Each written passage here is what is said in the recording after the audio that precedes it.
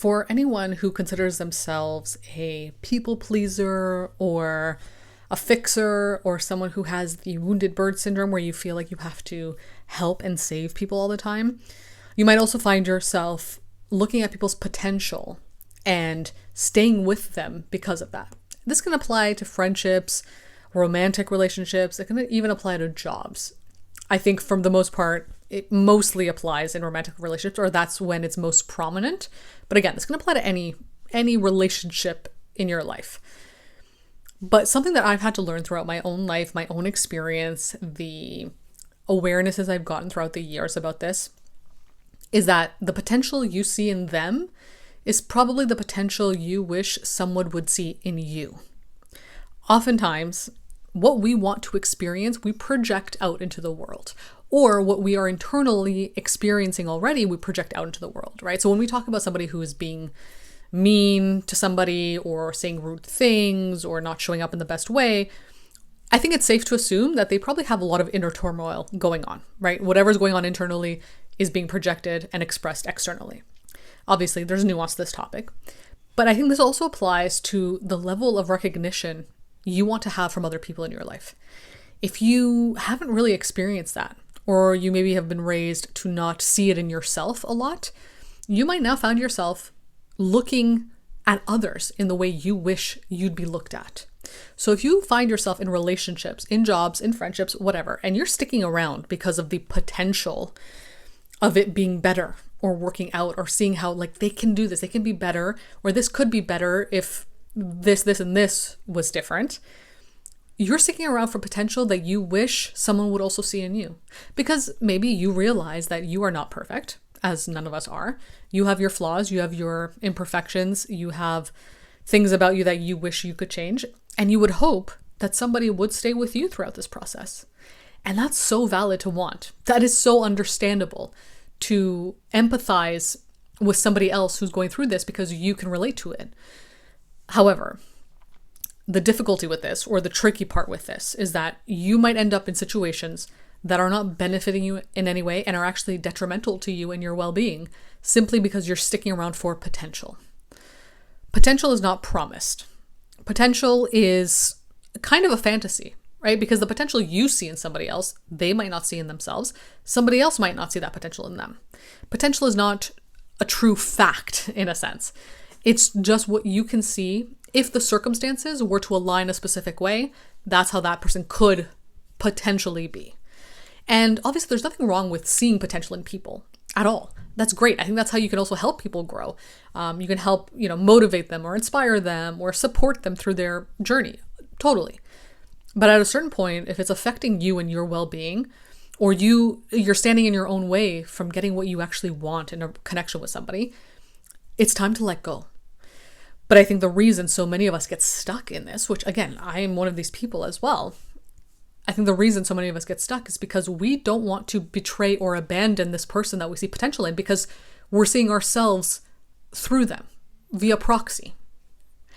And to abandon them now, we've intertwined our own selves into how we see them, into their image. So to abandon them, despite seeing all this potential in them, it feels kind of like an abandonment of ourselves. And that is very difficult to move through because you've attached your sense of self, your identity to somebody that you see a lot of potential in, somebody who could make you feel a certain way. Or maybe they did at one point, but now they're not, or now they were, acting really great in the beginning, but now they can't live up to that. Maybe it wasn't sustainable for them, whatever. That's not good for you in the long run. And it probably doesn't feel good because if you're staying for the potential, it probably means that the reality right now is not living up to what you actually want. You're staying for the potential. You're staying for a promise of something if you were to put enough effort and work in to make it happen, to fix it, to make it good. So what's happening here, again, as I've had to explore in my own life, I'm not a therapist, I've just worked on this in therapy a lot. You're taking on the burden and the responsibility of making it all work. It's making you feel like you have all this control and power, when in reality you don't. You can't bring someone's potential into fruition for them. Only they can. And they might not want the kind of potential that you see in them, right? What you see as potential might not be what they envision to be potential for them or for anybody. It's all from your own perspective, and your perspective is very unique to you. And so while you might see somebody who has the foundation to show up in a certain way for you, if they were to change certain things, you can't expect them to do that. You can't expect yourself to sit there and wait for them to do that. Because the irony here is that while you don't want to abandon them, because it in a way feels like an abandonment of yourself, because maybe your identity is so closely tied to them now, you actually are still abandoning yourself. You're waiting for one day in the future when you can feel what you want to feel with a person. You're holding yourself back. You're waiting for it and never actually letting yourself experience it. So either way, you're still abandoning yourself. It's a double abandonment, no matter how you look at it. And I think a lot of us have also been conditioned to believe that we have to earn feeling good, right? We have to earn connections that feel good or earn anything that feels good. So we have to put work in. So that's another reason why you might find yourself stuck in a relationship with somebody, because of the potential, because that gives you great opportunity to do a lot of work, to fix it, to make it happen, to build it, right? So that makes you feel like, oh, once I do that, once I do this work and I build it for myself, then I'll be worthy of experiencing it. Because maybe you feel deep down, it shouldn't come easy to you. It shouldn't come effortlessly. It shouldn't come without you having to put all the work in to do it. And that obviously is tied to self-worth struggles and issues. Obviously, no relationship is perfect. No relationship has no work involved. There's always going to be some level of effort, of course. But if you're navigating relationships from the place of, I have to put in all this work and I have to fix it and I have to make it work, and you're only gravitating towards people that have potential but not the reality of what you actually want, you're hurting yourself in that process. Again, this doesn't mean that you have to look at somebody with potential and ask, if they want to, they would. Why don't they want to? Why aren't they living up to their potential? What is it about me that makes them not want to act this way? Or to assume that one day they'll move on to somebody else and they'll treat them exactly the way you wanted them to treat you. Take all of that out of your mind, because that is clouding your judgment here. The only thing you can really consider is the present moment. That's what really matters here. That's the only thing that exists for you. Your life is happening in the present. It's not happening in the past. It's done. It's not happening in the future, because you don't know what's going to happen in the future, right? The only thing that you can really judge your actions on is the present moment right now.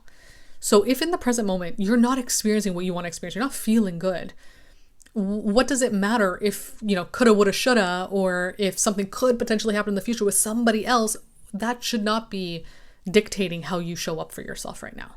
It shouldn't be dictating whether you stay with somebody because they have the potential of acting this way or the way that you want them to, but then they might give it to somebody else. That is coming from a deep place of scarcity. This feeling that I'll never have this, or I don't deserve to have this, right? That scarcity mindset. And so I'm going to cling on to something that has the potential, an inkling, and hope that it happens one day, rather than letting go of something that isn't happening right now, that does not show up in the way you want it to right now, and hoping that you'll find it somewhere else. Like, that's actually a more loving kind of hope to have than hoping that something that you've seen that isn't working will now all of a sudden start working for you. I think that's a less loving way to look at your life and to look at the way you engage with people as well.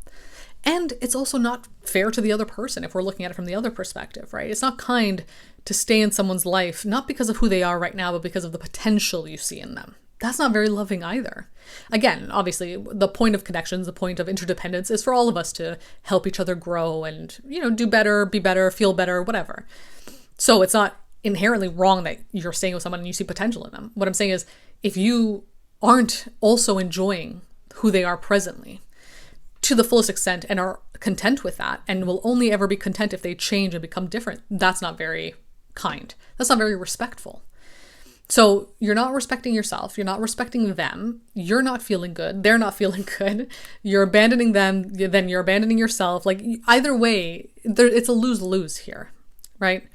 I know this is tough love, and I'm not saying that you have to abandon everything all at once or end things or, again, there's so much nuance to this topic. I'm just trying to bring awareness to the fact that if you're stuck in something or you're staying in something because of the potential you see of it maybe one day being better, it might just be that you are projecting what you wish others would do for you. But the irony here is that what others would do for you, you're not even doing for yourself, or what you wish others would do for you, you're not even doing for yourself. So how can you then expect others to do that for you. If you're not recognizing your potential to allow yourself to be in a situation that does feel good right now, to feel like you deserve a situation that feels good right now and not just situations that could one day be good, you're not seeing the potential in you, right? You're not recognizing that in yourself. So how then can you expect others to recognize it in you? So of course, naturally, the cycle here is that you're going to then project it onto somebody else and use them as this kind of proxy for you to feel the way you want to feel in terms of your own potential, in terms of your own recognition. How about we cut the middleman out and just show that to ourselves? How about we just be there for ourselves and decide that we are worthy of experiencing what we want to experience, and we don't have to attach to somebody who can't or won't show up the way you want them to. Not because they're a bad person, not because they're flawed or bad or wrong or anything like that, right? That's not what we want to look at it as. That's just what it is. That's it. There's a neutrality there. It's just not working in a way that feels good for you. To believe that you're worthy of more will show you that you believe in your own potential. So by cutting out the middleman, by not staying in those relationships, you're actually showing up for yourself in the way that you are hoping others will, by showing up for people who have potential and hoping that they will one day change, right? Wanting to be the fixer, the builder for them. But ultimately, nobody wins in this scenario. It doesn't feel good. Or someone does benefit from your effort and time, but you don't. And is that truly fair, though? Is constant self-sacrifice, no matter what, good for you and loving for you? Probably not. And that's the key here, right? The better you can show up for yourself, the better you can for other people without emptying your cup totally for them. And that, I think, is how we're able to make substantial, impactful change for everybody around us. So I hope this was helpful. I hope it gave you a different perspective on the idea of potential. If you want to learn more about these things, you can follow my social media accounts, my TikTok, my Instagram, where I talk about these things a lot. You can read my Substack, where I write about topics like these. And if you want to talk about this in more detail with me, feel free to book a one-to-one call over on my website. Other than that, thank you for listening, and I'll be back again soon with another episode.